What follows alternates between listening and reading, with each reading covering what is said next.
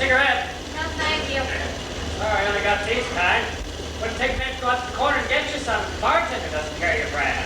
Thank you. I wouldn't have you go to all that trouble. It's very sweet of you. Thank you ever so much. I like this place, Alan.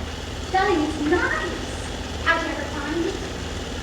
You're perfectly marvelous discovering this place. And they let you right in without asking a single question. And then he's gone. I noticed him kind of stirring and whimpering a little. And he seemed to be trying to make some motions at his milk, like as if he wanted some. So I put that cup right up to his mouth and he sort of fell over. Oh. And just like that, he was gone. And the milk all over him. A beautiful death. A lovely life and a beautiful, peaceful death.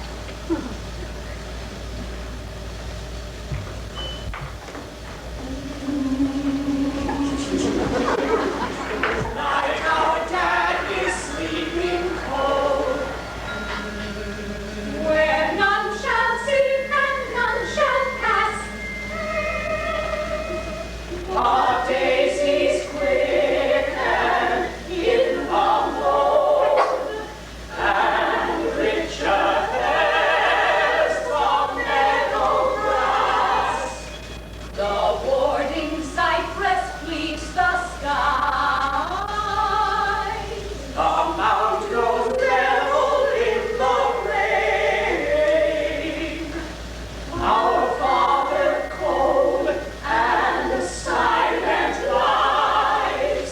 Pray God, pray God, pray God, please God, please God, don't let him rise again.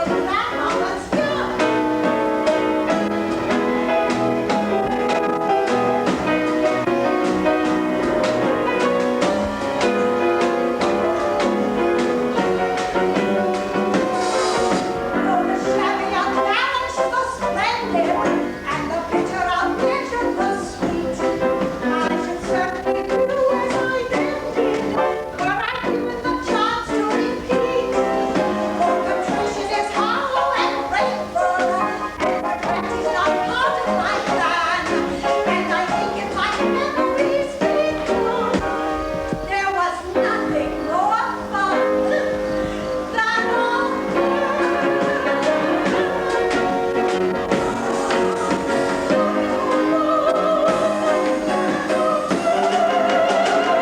Oh, yes.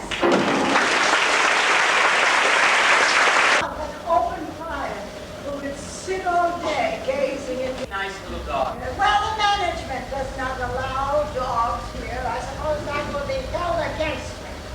Mara, this drink is as weak as the beating of my heart. why doesn't the big ox make a thrash once? Sorry, I don't know how to make cocktails. Wow. What did they teach you anyway? This fancy spoon of yours. Chrissy. Want to be a big, brave man. Take the bowl out in the kitchen and get us some nice cold ice. I don't think I could. Please, 2 minutes more, please.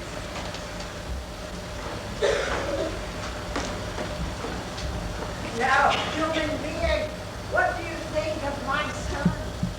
His hand says he drinks. Those two kids, the independence of them, struggling along on cheese and kisses. Why, they would hardly let me pay for the trained nurse. And last Christmas was all we could do to get Camilla to take the pack off and the chauffeur. Mary, who's leaving water. Now they're parents. And I'm the grandmother. Oh. My darling Camilla has made me a father. She's everything to me. Women who are not softly and lovely are simply not women. Such a contrast to Miss Wilmot. A wonderful girl. You're wonderful. Look, there is another gifted girl. It's not good, no. Say night-night, Daddy. Night-night. I'm going to give you bye now. Oh, God. Say night-night, Daddy. Bye now. Say night-night, Daddy. Bye. Here we go. Say night-night, Bobby. Say night-night, Bobby.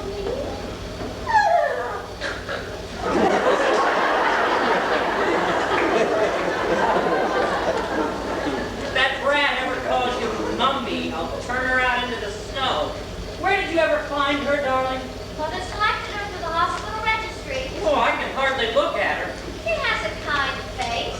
But I almost expected to toss her head back and whinny. I love horses myself. Well, all I can say is nobody has any business going around looking like a horse and behaving as if it were all right.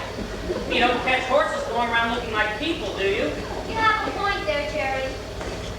Camilla's mother insisted that she have 5 weeks of rest before resuming in any of the amenities of being my darling wife.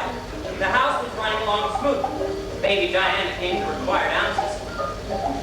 Camilla moved from her chaise to the dressing table, and back to the chaise.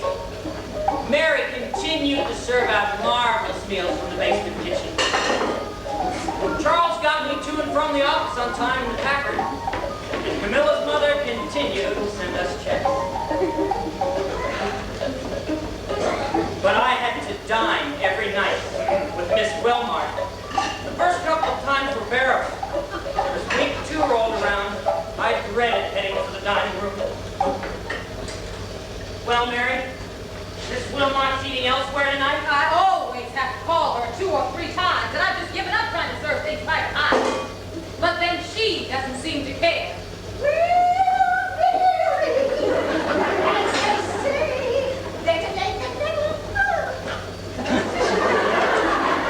I hope everything is somewhat warm. It is 6:15. Mercy, goodness, I have no idea of the ceremony. But you mustn't blame me, Mr. Kruger. You mustn't stone me. You must blame that daughter of yours. She's the one. Already are awfully good at that. So over they came. And soon my dear sweet Camilla was laughing with joy.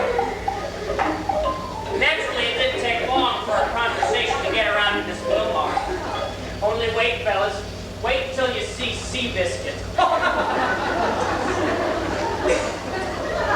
Why, Miss Wilmot, I didn't know the door was open. I hope we haven't been disturbing you or the baby. Not the least little bit. God knows you. Darling, you fix Miss Wilmot a cocktail.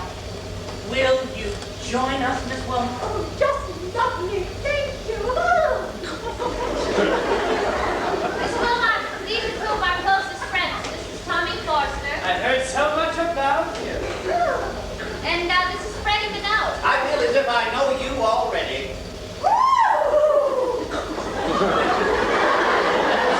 Here we are, Miss Wilmot. Tally ho. Well.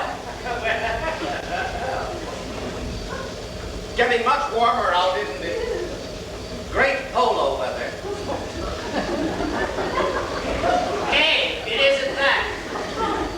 We've been saddled with winter long enough. Yes, spring is just beyond the side gate. I love spring. I just love it. Jerry, Miss Whitmark's glass is empty. Why don't you stir up another drink? Of course.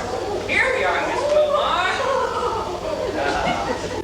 Well, yes, healthy.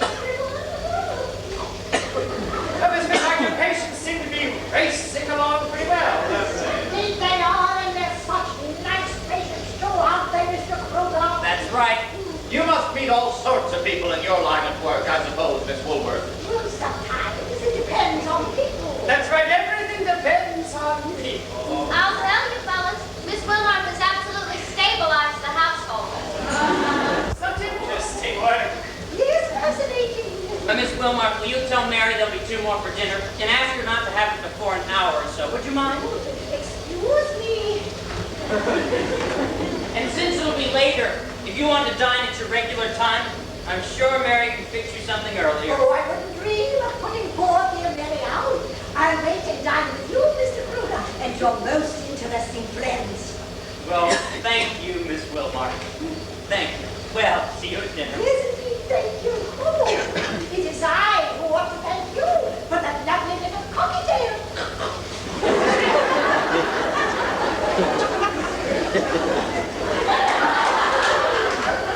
Miss Wilmart stayed with us for 5 weeks. Camilla was pronounced well. So well that she couldn't come downstairs and dine with me and Miss Wilmart. But she begged off from the chore of having to dine at the table with the trained nurse. This is the best view, and here is my passport. Have you far to go, Miss Wilmot? No, it's just 5 blocks down and over. Is that where you live? Yes, yes. You see, I have my mother there, and my aunt is with us too. It makes it very nice for Mother. You see, Mother doesn't get around so well anymore. It is a bit crowded with the 3 of us, but I sleep on the davenport when I'm home between cases. It's really very nice for Mother. Yes, yes, well, good luck, Miss Wilmart. Thank you. I've enjoyed every note that I've been here. And I've never had a pleasanter time. And the flowers and everything.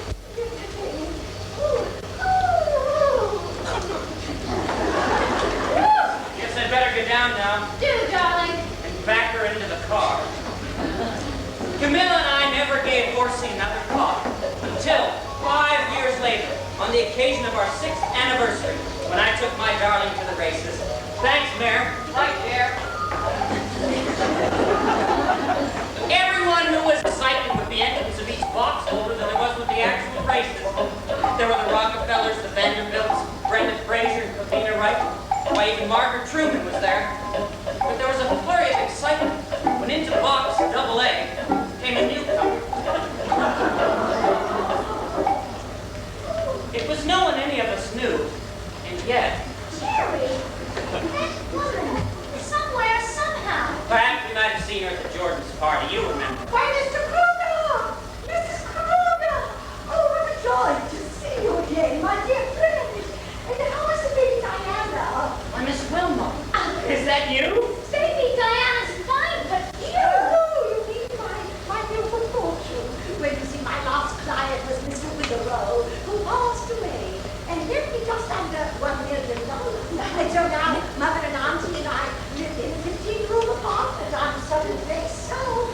It makes it very nice for Mother. Oh, but I do miss people.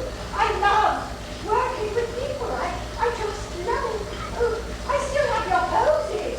Rest in my Encyclopedia Britannica. But I must say goodbye. It's lovely to see you again. Please kiss the baby for me.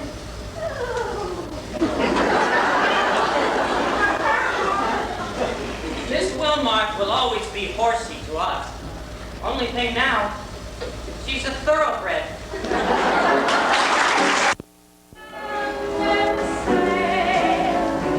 And you'll get to your lovely land. Don't be serious, don't be true.